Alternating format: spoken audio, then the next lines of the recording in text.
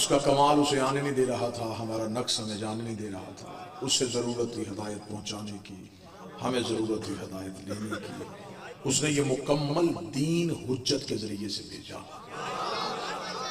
पहले ही मिनट पे पहला जुमला, पहला नतीजा आपकी समातों को हदिया करने लगा हूँ। और यहाँ से पता चल जाएगा कि अकीदे के किस अर्ज तक हमने जाना है। वो खुदा जो सब कुछ कर सकता है, जब वो बगैर हुज्जत के हम तक नहीं आता, तो हमारी इबादत बगैर हुज्जत के कबूल कैसे? जो बोल सके वो हाथ उठाए। कौला हुसैन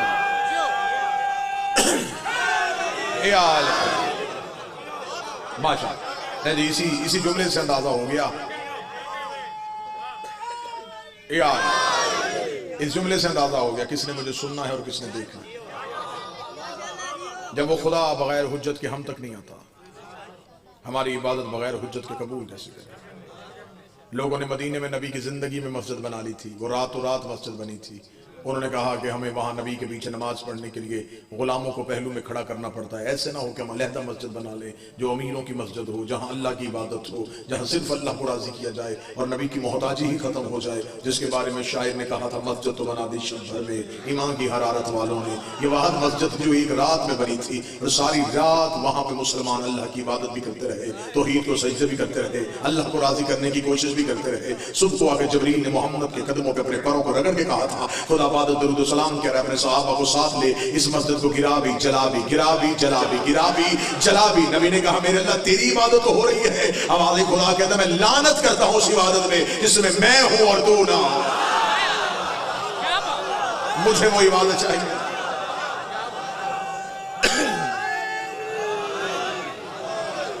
जिसने सबसे पहले हुज्जत का इनकार किया था उसे इब्लीस कहते हैं। कुरान में पूरा किस्सा मौजूद है। उसने क्या कह के इनकार कर दिया? उसने कहा, मैं सजदा नहीं करूंगा। हुक्म परवरदिगार सबके लिए था। इसने कहा, मैं सजदा नहीं करूंगा। खुदा ने कहा, क्यों सजदा नहीं करेगा?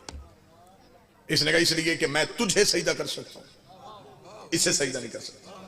इब्लीस ने यह नहीं कहा था कि मैं तुझे सजदा नहीं करूंगा। नहीं, इब्लीस कल भी या अल्लाह मदद का कायल था।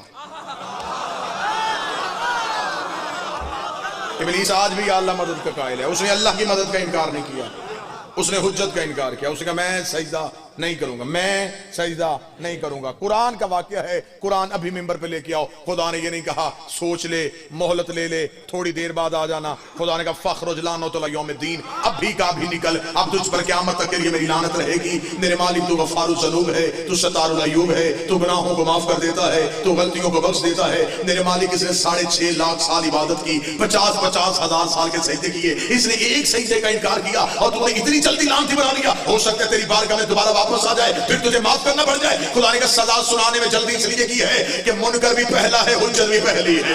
हुज्जत भी पहली और मुनकर भी पहला। अगर आज इसे सजदों की वजह से माफ कर देता, कल को बड़े बड़े हुज्जत के मुनकर नमाजों के टोकरे उठा के आ जाते। तूने उसे भी माफ किया था, हमें भी माफ कर दे। उसे भी बख्शा था, हमें भी बख्श दे। मैं इसकी नमाज लानत बना के इसके चेहरे में डाल के दुनिया को बता रहा हूं, जब मैं शफीउल्लाह का मुनकर बर्दाश्त नहीं करता तो अली और वलीउल्लाह आखिर तक हाथ उठा के हर जुर्म माफ। इनकार हुज्जत वो जुर्म जिसे अल्लाह माफ नहीं करता। खुदा ने फौरन दरबार से निकाला। क्यों? इनकार हुज्जत की वजह से। उसने ये नहीं कहा था कि तू अल्लाह नहीं, उसने कहा ये तेरा वली नहीं। इसने बड़ी कोशिश की थी नमाजों से अल्लाह राजी करने की, लेकिन इस बात वक्त को यह नहीं पता था वो मिकदार से राजी नहीं होता, म्यार से राजी होता। वो ये नहीं देखता कितनी पड़ी हैं, वो ये देखता है कैसी पड़ी है। ये चाहता था मैं इतने सजदे करूं कि अल्लाह मुझे खिलाफत दे दे, क्योंकि इसने ऐलान सुन लिया था कि वो खलीफा बनाने वाला। ये सजदों की वजह से खलीफा बनने चाहता था। अभी तो इस मरदूद की कोई बेटी नहीं थी।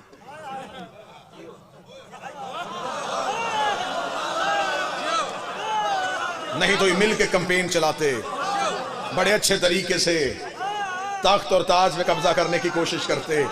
ये हमेशा से आदत है। बंदे तख्त के लिए बड़ा कुछ कर लेते हैं, बंदे ताज के लिए बड़ा कुछ कर लेते हैं। इसे ताकत और ताज का लालच था। ये खलीफा बनना चाहता था। खुदा ने कहा मेरी खिलाफत सईदों की वजह से नहीं मिलेगी, इल्म की वजह से मिलेगी। खुदा का निकल जा मेरे दरबार से, तुझ पर क़यामत तक के लिए मेरी लानत है। इतना बड़ा नमाजी मौलवी के सर पे कुरान रख के पूछना लानती क्यों बना? हुज्जत के इनकार की वजह से। इसने हुज्जत का इनकार किया, खुदा ने सारी नमाजें जाया कर दी। बारगाह तौहीद के दरवाजे पे खड़ा, कुरान अभी मिंबर पे लेके आओ।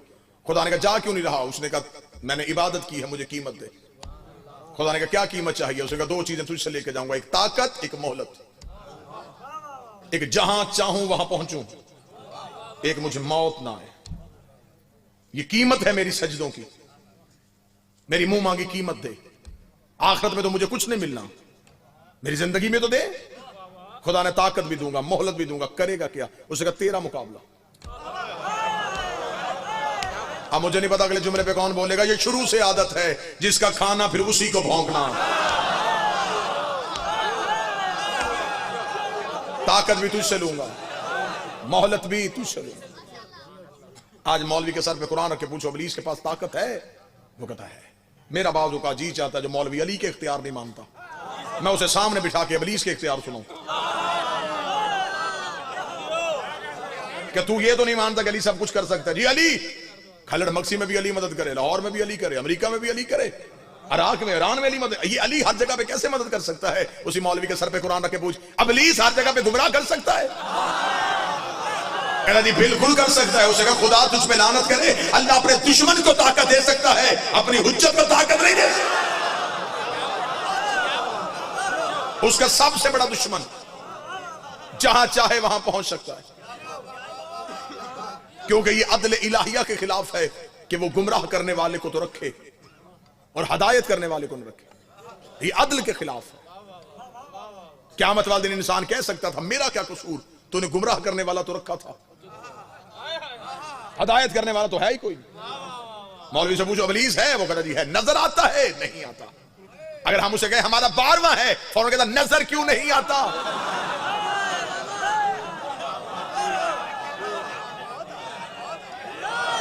ये तो अपने अपने नसीब की बात है। किसी का शैतान जिंदा है, किसी का इमाम जिंदा है। हमारा दुनिया के साथ सबसे बड़ा फर्क ये है, उनके इमाम थे, हमारा इमाम है। खुदा का निकल मेरे दरबार से। उसका दो ताकतें खुदा ने कहा दी, करेगा क्या? करीब मस्जिद हो, करीब घर हो। अभी ताज कंपनी का छपा कुरान बेशक मेंबर पे ले आओ, मैं कुरान की आयत निकालता हूं। इब्लीस ने जो चैलेंज किया वो चैलेंज किया था। इसने ये नहीं कहा कि मैं बंदों के नीचे से मुसल्ले खींचूंगा, इसने नहीं कहा मैं बंदों को सफा और मरवा से निकालूंगा। इसने एक ही चैलेंज खुदा को कहा, इसने कहा मैं सराते मुस्तकीम पे बैठूंगा, मैं आदम की नस्ल को सराते मुस्तकीम से हटाऊंगा। 2 + 2 4 करो, रोज रोज की लड़ाई झगड़े खत्म करो। आओ किसी जगह पे इकट्ठे होकर मौलवी बिठाएं, पहले फैसला करें ये सराते मुस्तकीम है क्या। अब जो करीब बैठो आपने जहमत फरमानी है, पहले सारे मुल्ला इकट्ठे हो गए, पहले पता करो सिराते मुस्तकीम है कि अगर मिंबर पे चाहो तो मिंबर पे शिया सुन्नी किताबें दोनों लाई जा सकती है। इधर शिया किताबों का ढेर रखते हैं, इधर सुन्नी किताबों का ढेर। शिया पूछे तो शिया किताब निकाल लेते, सुन्नी पूछे तो सुन्नी किताब निकाल लेते हैं। अल्लाह के कनाजुल इमाल में मुल्ला अली मुत्ती कार के अहले सुन्नत के सबंदा कनाजुल इमाल के सफर नंबर 258 अली के मदीने की मस्जिद थी। कायनात का नबी खुद मदीने हाथ एक सहाबी उठ के खड़ा हुआ, उसने या रसूल अल्लाह हाज़ा सराते मुस्तकीम, ये सराते मुस्तकीम क्या है? नबी ने चेहरा फेरा, सहाबी इधर से आया, नबी ने रुख फेरा, सहाबी उधर से आया। तीसरी बार सहाबी उठ के खड़ा हुआ, या रसूल अल्लाह ये सराते मुस्तकीम क्या है? मुल्ला अली मुत्ती था, उसका 3 दफा उठ के खड़े होना था। ये मस्जिद के दरवाजे पे अबू तालिब का बेटा अली आ गया। रसूल ने कहा अपना सवाल दोबारा कर। उसने मैंने पूछा ये सराते मुस्तकीम क्या है? मुल्ला अली मुत्ती के रसूल ने अपने दाएं हाथ की उंगली को अली की जानिब बढ़ा के 3 बार कहा हाज़ा अलीयुन सराते मुस्तकीम, हाज़ा अलीयुन सराते मुस्तकीम, हाज़ा अलीयुन सराते मुस्तकीम। अब हमें पता चल गया इब्लीस ने कहा था मैं बंदों को सराते मुस्तकीम से रोकूंगा, और मोहम्मद ने कहा सराते मुस्तकीम मेरा अली है। आज पता चला इब्लीस ला इलाहा से नहीं रोकता, अली वलीउल्लाह।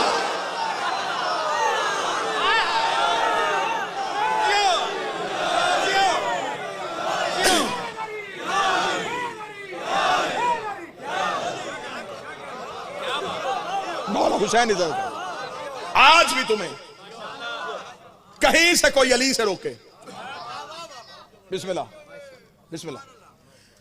कहीं भी कोई तुम्हें अली से रोके, सैयद मुश्ताक शाह साहब तशरीफ ले, कोई अली से रोके तो समझ लेना बंदा नहीं बोल रहा, अब अली से बोल। मौलवी के कहने पे ना जाना। कब्र की कच्ची दीवारें, कफन में जेब कोई नहीं, कब्र में अलमारी कोई नहीं, फरिश्ते रिश्वत नहीं लेते। हाँ हाँ हाँ, मनो मट्टी के नीचे जाना है, अपने अकीदे का जवाब देना। और जो मौलवी सारी जिंदगी गुमराह करता है वही सर झुका के तुम्हारे साथ आएगा और कब्र में लिटा के कांधे पकड़ के हिला के इस्मा इफ हम सुन और समझ, अभी थोड़ी देर बाद तेरी कब्र में दो फरिश्ते आएंगे, वो तुझसे पूछेंगे तेरा रब कौन है। ऐ फलां इब्ने फलां, कहना अल्लाह मेरा रब है, मोहम्मद मेरा नबी है, कुरान मेरी किताब है, काबा मेरा किबला है। इस्मा इफ हम सुन और याद रख, अभी तेरी कब्र में फरिश्ते आके पूछेंगे तेरा इमाम कौन है। बोल के कहना अली इमाम है, हसन इमाम है, हुसैन इमाम है, सज्जाद इमाम है। उस वक्त मौलवी का गिरबान पकड़ के पूछना, जिंदगी में एक ही गवाही नहीं देने दे रहा था, कब्र में 12-12 की क्यों दरवाजा।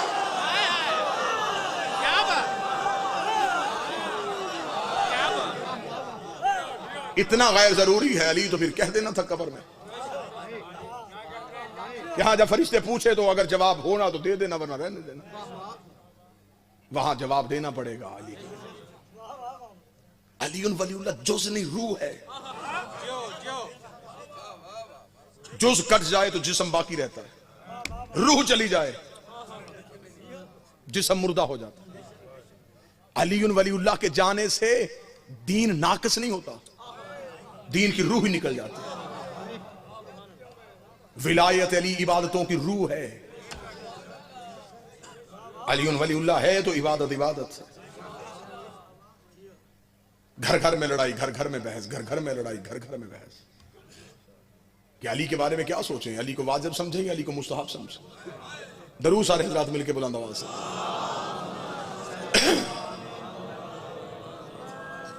फिर भी बुलंद आवाज़ से सलवात। बिस्मिल्लाह सर। जनाब बरादरे अजीज, जनाब सरदार वसीम उल अब्बास बलूच तशरीफ ले, इजाजत है सरकार बात? बस एक कुलिया, एक फार्मूला, सलाम। घर घर में ये बहस, ये लड़ाई 2019 शीयत खतरनाक मोड़ पे आ गई। अली वाजिब है या अली मुस्तहब है, अली वाजिब है या अली मुस्तहब है, यही लड़ाई है ना जी घर घर। मैं बात खोल के कर रहा हूं, कोई बात छुपा नहीं रहा, बिल्कुल खोल के कर रहा हूं। एक गांव कई अकीदे, एक मस्जिद नमाजियों के कई अकीदे। आए फिर इस लड़ाई को कहीं ना कहीं तो खत्म होगा। जो स्कूल और कॉलेज के नौजवान बैठे हैं, अक्सर सवाल जो हल ना होते हो तो टीचर कहता है फार्मूला लगाओ।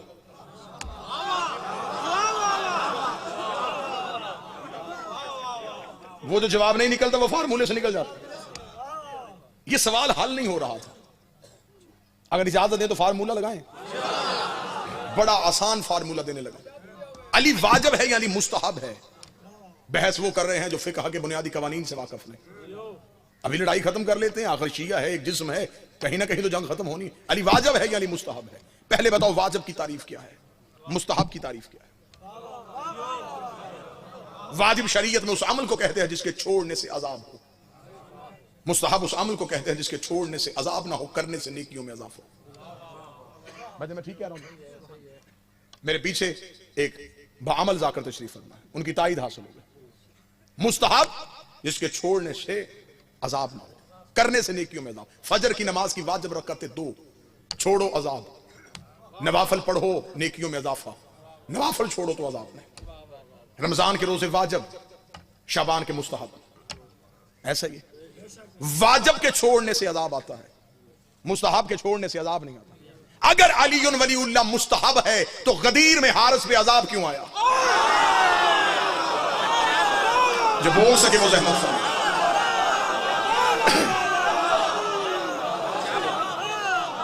चुटकियों में मसला हल हो सकता है।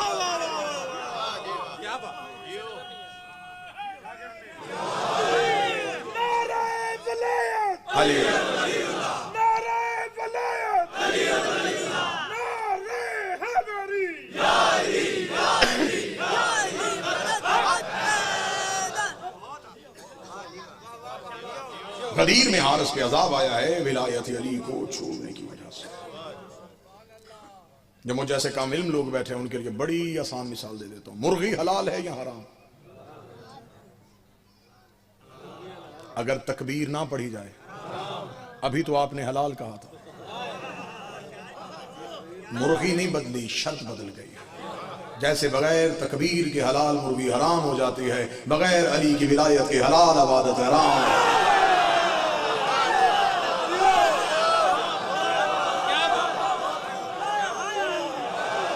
किसी बर्तन में निजासत का एक कतरा डाल के जितनी भी चीजें पाक डालो वो पाक भी निजस हो जाएंगी। बुग़्ज़ अली है निजासत। कि दिल में करोगे नेकियां, फरिश्ते गुनाह लिख लेंगे। अली दिल में हो, सांस भी लोगे तो तस्बीह है। अगर इजाजत दे तो अगले 1 मिनट में एक अगला फार्मूला लगाएं जी। हर जगह पे मिंबर पे 2 या 3 चिट्टे तो लाजमी आती ना जी, हर खतीब और हर जाकर को, क्योंकि कौम 2 रुख हो गई है। ऐसा नमाज अफजल है या मातम?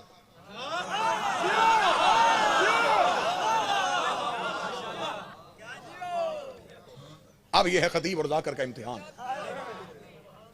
अब अगर कहे नमाज अफजल, दरवाजे तक नहीं जाएंगे, मातमी घेर लेंगे। मातम के बारे में क्यों नहीं बोले? अंदर से मुकस्सर तो नहीं? ऐसे नहीं। अगर कह दिया मातम, अगले दिन सोशल मीडिया पे मुहिम शुरू हो जाएगी। गाली निकला, नुसैरी निकला, नमाज को छोड़ दिया। आज के दौर का 2019 का जाकर बड़ा परेशान। हाँ, कुछ जिसने नमाज पढ़ी तो ना मातम करना।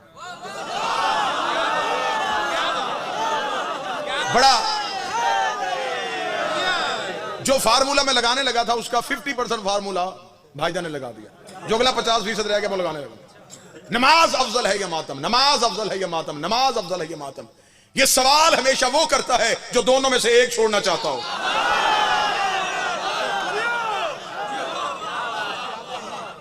जो एक ऑप्शन रखना चाहिए।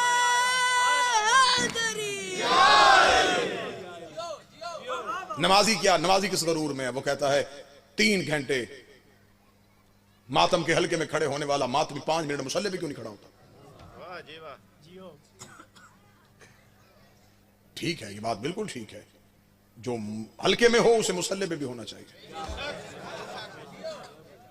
लेकिन पूरी रात मुसल्ले पे खड़े होने वाले नमाजी को भी 5 मिनट हल्का मातम में आना चाहिए।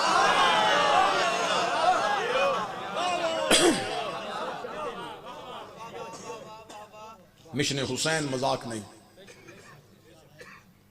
जो दीन बचाया गया करबला से, ये आसानी से नहीं बचा, मोर्जे से नहीं बचा, अमल से बचा। हुक्म करके हुसैन फौज को बर्बाद कर सकता था, लेकिन हुसैन ने अमलन दिखाया। जवान भाई के बाजू कटवाना आसान नहीं था।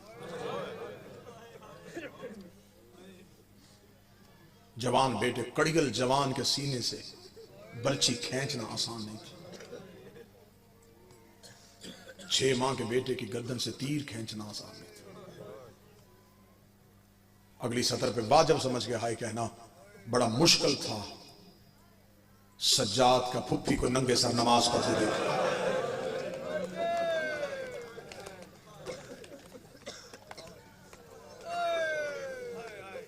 दो ही हस्तियों को तो बहुत मारा गया। इन्होंने करबला में अब्बास को बहुत मारा, शाम में अली की बेटी को बहुत। मर्दों में सबसे ज्यादा अब्बास को मारा गया, मस्तूरात में सबसे ज्यादा आलिया को मारा गया। अगला जुमला पढ़ने से पहले मैं डर गया हूं कि सैयद हो तो मुझे माफ कर दे। मर्दों में अब्बास को मारा गया, मस्तूरात में आलिया को मारा गया। जिसे मर्दों में मारा उसके हाथ काट के मारा, जिसे मस्तूरात में मारा उसके हाथ बांध के मारा। अब्बास को चंद घंटे मारा गया, अली की बेटी को 1 साल मारा। ये मदीने से चली तो बतूल, मक्के में आई जानशीन रसूल, करबला में 8 दिन हसन बनी रही, शाम गरीबा की रात अब्बास बनी, 11 मुहर्रम को अली बन गई। फिर करबला से कूफा गई, ये कूफा से शाम आई, 72 बाजारों से गुजारी गई, 144 गलियों में रोकी गई, 288 मोड़ों पे मारी गई, 9 बार शराबी के दरबार में बुलाई गई, 1 साल बगैर छत वाले जिंदान में बिठाई गई, शाम से रिहा होके मदीने, मदीने से फिर शाम, 6666 मील सफर करके 15 रजब को शाम की पहाड़ी पे आके रो के कह दिया, मेरे अल्लाह अब ज़ैनब थक गए।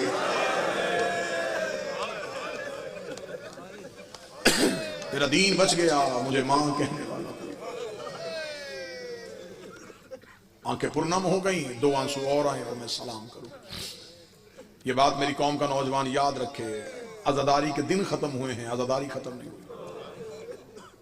100 के दिन खत्म हुए हैं, 100 खत्म नहीं हुआ। 2 माह 10 दिन हुसैन ने तुम्हारी तरबियत की है। अब जमाने में इनकलाब लाओ अपने अमल के जरिए से। मजलिस में आना शीयत नहीं, मजलिस को घर लेके जाना शीयत है।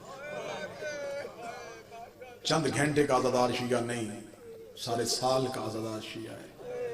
जवान बेटे को देखना तो रोना, बेटी के सर पे चादर देखना तो रोना। जितने सैयद बैठे पुरसा कबूल करो, तुम्हारी 18 साल की भी कमर झुका के चलती थी, सैयदों के घर की 4 साल की भी कमर झुका के चलती थी। मुझसे पहले मेरे बाद बोले एहतराम भाई मुंतजिर मेहंदी ने जनाजा बरामद हुआ मस्तूरात में हुसैन की बेटी का।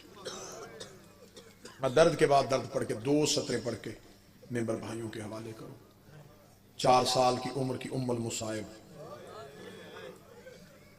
मुझसे पहले मेरे भाई मुंतजिर बयान कर रहे थे ना कि भाई बाजार में हो तो बहनों से कहता है कि ना घबराओ मैं तुम्हारे साथ हूं। शाम के बाजार में हुसैन की बेटी सजा से कहती रही, ना घबरा मैं तेरे साथ हूं। मैं वजह पढ़ूं, सजाद ने पूछा था, सकीना भाई बहनों को तसल्लियां देते, तू बहन हो के भाई को तसल्ली क्यों दे रही है? रो के कदम गिर गई, इसलिए तसल्लियां दे रही हूं। मैं मर गई, तू जनाजा उठा लेगा, अगर तू मर गया जनाजा कौन उठाए? सजाद में बाबा बगैर दफन के छोड़ आई, मैं भाई बगैर कफन के छोड़ आई। बड़ी खास अता है बरादर वसीम पे, सैयदा के दर्द ये भी बयान करते हैं। 2 दर्द पढ़ने लगा और मिंबर छोड़ूंगा। बड़ी बतूल के मैंने 3 दर्द मिंबर से पढ़े थे, छोटी बतूल के 2 दर्द पढ़ने लगा। गैर सैयद हूं, उम्मती हूं, हैसियत और औकात से वाकफ हूं। दर्द पढ़ूंगा, वजह नहीं पढ़ सकूंगा, वजह समझने के लिए एक इशारा पढ़ दूंगा। सारी जिंदगी तुमने जाकरों से सुना, हुसैन की बेटी कुर्ते में दफनाई गई। सजाद ने बहन को कफन नहीं दिया था। आप समझे और रोए कि गरीब था हमारा मौला। हाय कह सको तो कहना, रो सको तो रोना, सर झुका सको तो सर झुकाना। जिसके बाबे का लिबास जन्नत से आ गया था, वो बहन का कफन भी जन्नत से मंगवा सकता था।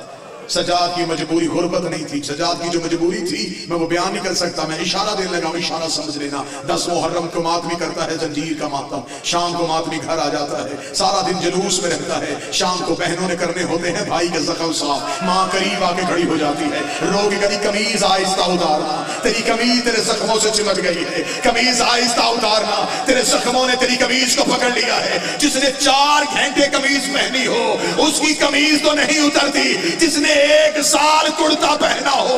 अली की बेटी की आवाज आई, सजाद बहन कुर्ते में दफना। इतनी जख्मी थी अली, नहीं रो सके तो मैं वजह पढ़ूं क्यों जख्मी थी। बड़ी बतूल को एक ताजियाना लगा था और वो दाएं हाथ से तस्बीह नहीं पढ़ सकी थी। करबला से लेकर शाम तक शिमर के हाथ में लोहे का ताजियाना था। ये हर मोड़ पे रो रो के कहती रही, सजाद मेरी हड्डियां टूट गई है, सजाद मुझसे चला नहीं जाता। आधा मिनट और एक दर्द। भाइयों से दुआ लूं, आपसे दुआ लूं, आधे मिनट का एक दर्द। कफन क्यों नहीं दिया ये वजह मैंने पढ़ दी। अगली सत्र मुश्किल है। मेहमान समझ के माफ करो तो मेहरबानी, शब्बीर का जाकर समझो तो मेहरबानी। इतने मुसाहिब खान शख्सियात के सामने मैं अगला दर्द पढ़ने लगा। मुझसे पहले भी पढ़ा गया, मेरे बाद भी मुसाहिब की दुनिया के अहम नाम है, पूछ लीजिए। सज्जाद ने बहन रस्सियों में दफनाई थी, ऐसा है या नहीं है? क्यों नहीं रस्सियां खोली सजाद ने बहन?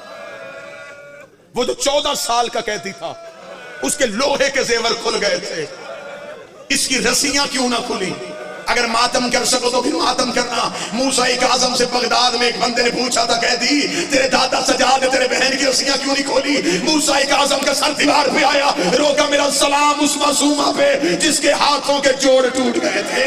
अगर सजाद रस्सियां खोल देते, सकीना की लाश ऐसे बिखर जाती जैसे करबला में कासिम की लाश